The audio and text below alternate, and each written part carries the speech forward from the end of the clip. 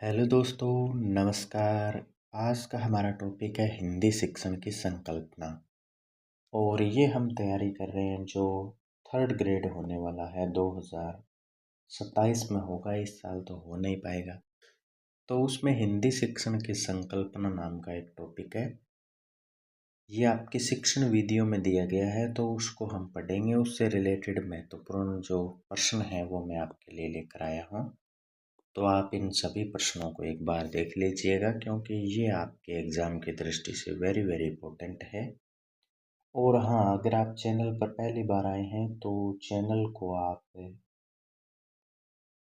Subscribe कर लें, क्योंकि सब्सक्राइब करने पर मेरे द्वारा आने वाले नए नए वीडियोज़ हैं उसकी जानकारी आपको तुरंत है वो मिलती रहेगी। तो सबसे पहला प्रश्न है, बच्चों के लिए भाषा सीखने का सर्वोत्तम समय होता है? क्या 6 से 9 वर्ष की आयु, या 12 से 15 वर्ष की आयु, या 18 से 22 वर्ष, या फिर 21 से 24 वर्ष? तो बच्चों के लिए भाषा सीखने का सर्वोत्तम समय कौन सा होता है वो आपको बताना है। तो बच्चों के लिए भाषा सीखने का जो सर्वोत्तम समय होता है वो 6 से 9 वर्ष होता है। ए है वो इसका सही हो जाएगा, ए इसमें सही हो जाएगा। क्योंकि इस आयु में बच्चे हैं वो विद्यालय में प्रवेश करते हैं। आपको पता ही है जो आरटी है 2009 और 2011 जो है उसमें कहते हैं कि 6 वर्ष का जो बच्चा है उसको हम कौन सी कक्षा में बिठाएंगे? पहली कक्षा में बिठाएंगे, एक कक्षा में बिठाएंगे, पहली कक्षा में। तो 6 वर्ष का आयु का बालक है वो विद्यालय में प्रवेश करता है और वहाँ से उसकी भाषा का विकास है वो अच्छे प्रकार से होता है।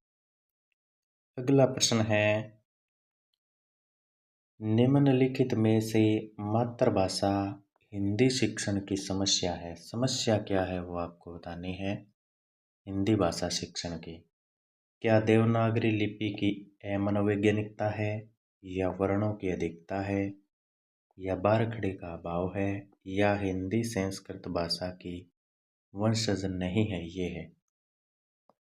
तो इसमें सही उत्तर हो जाएगा, हिंदी शिक्षण की जो समस्या है वो है वर्णों की अधिकता। क्योंकि इसमें वर्ण है वो बहुत ज़्यादा है, इसीलिए ये इसकी एक समस्या है। बाकी देवनागरी लिपि की मनोवैज्ञानिकता ये नहीं कह सकते हम, बारखड़ी का अभाव ये भी नहीं कह सकते, और संस्कृत भाषा की वंशज नहीं है ये भी हम नहीं कह सकते। अगला प्रश्न है, निम्नलिखित में से प्राथमिक शिक्षा स्तर पर भाषा शिक्षण का मुख्य उद्देश्य क्या है? जो प्राथमिक स्तर है, प्राथमिक शिक्षा स्तर है, वहाँ पर भाषा का क्या उद्देश्य है? शिक्षण का भाषा क्यों पढ़ानी चाहिए बच्चों को, इसके ऊपर आपको बताना है। पहला ऑप्शन है, विद्यार्थियों का पूर्ण मनोयोग से सुनना, पढ़ना और लिखना। पाठ, दूसरा ऑप्शन है, पाठ के अंत में सारांश को याद। याद तो कोई चीज़ करानी नहीं है, याद कराना अपने आप में नेगेटिव शब्द है। कठिन शब्दों के अर्थ याद करना, याद करना जहाँ पर भी आएगा वो कैंसिल हो जाएगा 99%। नेक्स्ट है, सुनी हुई बात को धारा प्रवाह कहना। ये थोड़ा ठीक हो सकता था, लेकिन प्राथमिक स्तर पर भाषा शिक्षण का मुख्य उद्देश्य, अगर इसमें पहला ऑप्शन दिया गया है जो कि इससे ज़्यादा बढ़िया है, पूर्ण मनोयोग से सुनना, पढ़ना और लिखना, इसमें सभी के सभी आगे, और इसमें सिर्फ कहना कहना आया है, बोलना बोलना आया है। जबकि इसमें सुनना भी आ गया, पढ़ना भी आ गया और लिखना भी आ गया, ये तीनों काम आ गए, वो भी पूर्ण मनोयोग से। तो ये इसका मुख्य उद्देश्य हो जाएगा, ए है वो इसमें सही हो जाएगा। नेक्स्ट है, भाषा का प्राथमिक रूप है। प्राथमिक रूप कौन सा है भाषा का? क्या मौखिक है, या व्याकरणिक है, या लिखित है, या व्यवहारिक है? तो भाषा का प्राथमिक जो रूप है वो है मौखिक।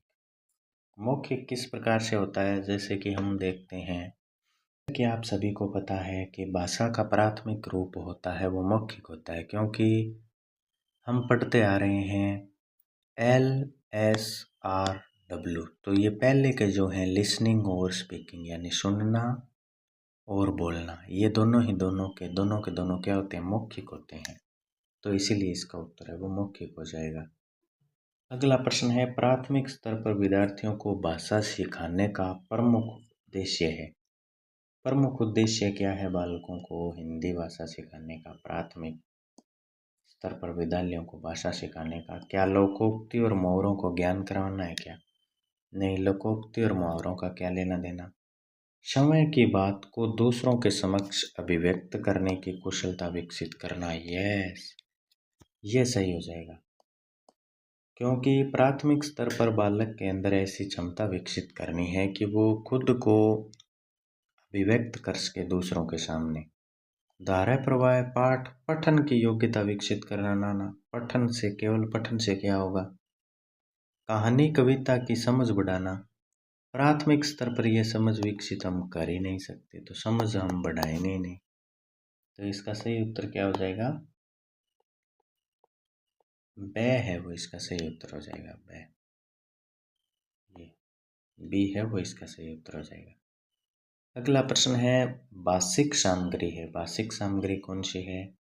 मूल विषय वस्तु है, या मूल विषय वस्तु एवं प्रत्यय है, या शब्दावली है, या फिर प्रत्यय है। जो शब्दावली है वो है भाषिक सामग्री, तो स है वो इसका सही उत्तर हो जाएगा। अगला प्रश्न है, प्रारंभिक अवस्था में बालक भाषा सीखता है। बालक है वो भाषा किस प्रकार से सीखता है, ये आपको बताना है। क्या निरीक्षण, अनुकरण और श्रवण से, या निरीक्षण, श्रवण या अनुकरण द्वारा, या श्रवण, निरीक्षण या अनुकरण द्वारा, या श्रवण, अनुकरण या निरीक्षण द्वारा। तो बालक सबसे पहले श्रवण करेगा, यानी कि सुनेगा। तो सुनेगा, सुनने के बाद में बालक करेगा निरीक्षण, और बाद में उस चीज का करेगा अनुसरण। तो इसमें हो जाएगा स है वो सही उत्तर हो जाएगा। नेक्स्ट प्रश्न है, परिवार में रहकर बालक है वो कैसी भाषा सीख जाता है? क्या सांकेतिक भाषा सीख जाता है, या लिखित भाषा, या बोलचाल की भाषा, या कोई नहीं? तो परिवार में रहकर है बालक वो बोलचाल की भाषा है उसको सीख जाता है। तो स है वो इसका सही उत्तर हो जाएगा। नेक्स्ट प्रश्न है, भाषा की शिक्षा दी जाती है। भाषा की शिक्षा दी जाती है अर्थ ग्रहण और अभिव्यक्ति के लिए। यस, ये पहला इसमें सही हो जाएगा कि हम किसी चीज का अर्थ ग्रहण कर सकें और फिर खुद को अभिव्यक्त करें, इसके लिए भाषा की शिक्षा वो दी जाती है। विद्वान बनने के लिए ना, ना विद्वान तो बनना ही नहीं है। मनोरंजन के लिए मनोरंजन करना ही नहीं है, भाषा सीखने में कैसा मनोरंजन। साहित्यकार बनने के लिए साहित्यकार भी नहीं बनना है। तो भाषा की शिक्षा दी जाती है अर्थ ग्रहण और अभिव्यक्ति के लिए। नेक्स्ट है 10वां प्रश्न, भाषा सीखने की क्षमता के साथ पैदा होती है। भाषा सीखने की क्षमता के साथ पैदा होती है, यह विचार किसका है वो आपको बताना है। तो भाषा को एक डिवाइस बताया था कि ये एक डिवाइस होती है जो जन्मजात होती है बच्चे में, तो वो थे नोआम चॉम्स्की। तो इसका सही है वो सही उत्तर हो जाएगा, नोआम चॉम्स्की। नेक्स्ट प्रश्न है 11वां प्रश्न, भाषा अर्जन और भाषा अधिगम में महत्वपूर्ण अंतर क्या है वो बताना है। भाषा का कठिनाई स्तर, भाषा की पाठ्य वस्तु, भाषा सीखने सिखाने की पद्धति, या भाषिक प्रवेश की उपलब्धता। तो भाषा का अर्जन करना और भाषा का अधिगम करना, इसमें सीखने सिखाने की जो पद्धति है वो इसका मुख्य अंतर है इसमें। तो स है वो इसका सही उत्तर हो जाएगा। नेक्स्ट प्रश्न है, ये चोम्स्की का दोबारा आ गया है प्रश्न, ये इम्पोर्टेंट है आपके एग्जाम की दृष्टि से। चोम्स्की के अनुसार खालिस्तान के कारण बच्चे भाषा सीखते हैं। किसके कारण भाषा सीखते हैं बालक है वो? क्या भाषाई समाज से, या भाषा अर्जन क्षमता से, या भाषा आंकलन क्षमता से, या व्याकरण नियमों की जानकारी से? तो भाषा अर्जन की क्षमता से बालक है वो भाषा सीखते हैं। ब है वो इसमें सही उत्तर हो जाएगा। नेक्स्ट प्रश्न है 13वां प्रश्न, प्लेटो का यह कथन कि बच्चा बड़ा होने कि बच्चा बड़ों के बीच में एक विदेशी की तरह होता है किस भाषिक सच्चाई की ओर संकेत करता है। प्लेटो ने कहा था कि बच्चा है वो बड़ों के बीच में एक विदेशी की तरह होता है। ये कौन सी भाषिक सच्चाई की ओर संकेत कर रहा है? तो पहला ऑप्शन है बच्चे अपनी भाषा में बोलते हैं जिसे बड़े हैं वो सही से नहीं समझ पाते हैं, यही सही हो जाएगा। इसीलिए तो वो विदेशी के समान हो गया, क्योंकि बच्चा बोलता तो है अपनी भाषा को, लेकिन बड़े वो समझ नहीं पाते। जैसे यहाँ पर कोई विदेशी आ गया और वो अन्य भाषा बोल रहा है, जैसे जो हमारे यहाँ पर नहीं बोलते हैं, तो वो हमारे समझ में आएगा नहीं। नेक्स्ट प्रश्न है भाषा और चिंतन में संबंध होता है, यह कथन किसका है? वो आपको बताना है। भाषा और चिंतन में संबंध होता है, यह कथन किसका है? वो तो आप मुझे कमेंट बॉक्स में बताएंगे, लेकिन ऑप्शन के अनुसार देखें तो ये कथन है वो पूर्णतः सत्य है। भाषा पर किसने कहा कि भाषा के माध्यम से चिंतन का विकास होता है? वो कमेंट बॉक्स में बताएंगे। और किसने ऐसा कहा कि चिंतन के माध्यम से भाषा का विकास होता है? उल्टा सुल्टा दोनों आपने पढ़ाई होगा, जिसने गहराई से पढ़ा है उसको इसका उत्तर आएगा। नेक्स्ट प्रश्न है भाषा अर्जन में बच्चे भाषा को सहज और स्वाभाविक रूप से सीखते हैं, अभ्यास और यांत्रिक रूप से सीखते हैं, स्वाभाविक और प्रयासपूर्ण तरीके से सीखते हैं, सहजता और अभ्यास से सीखते हैं।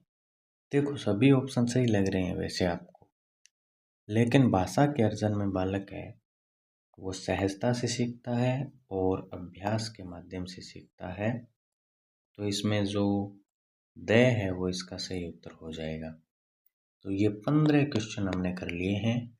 बाकी के क्वेश्चन मैं आपको अगले पार्ट में कराऊंगा। आप है वो वीडियो को लाइक कर दीजिए और चैनल को क्या कर लें, सब्सक्राइब कर लें, क्योंकि जो भी महत्वपूर्ण प्रश्न बन रहे हैं इस प्रकार के टॉपिक को लेकर वो मैं आपको करवाता रहूँगा।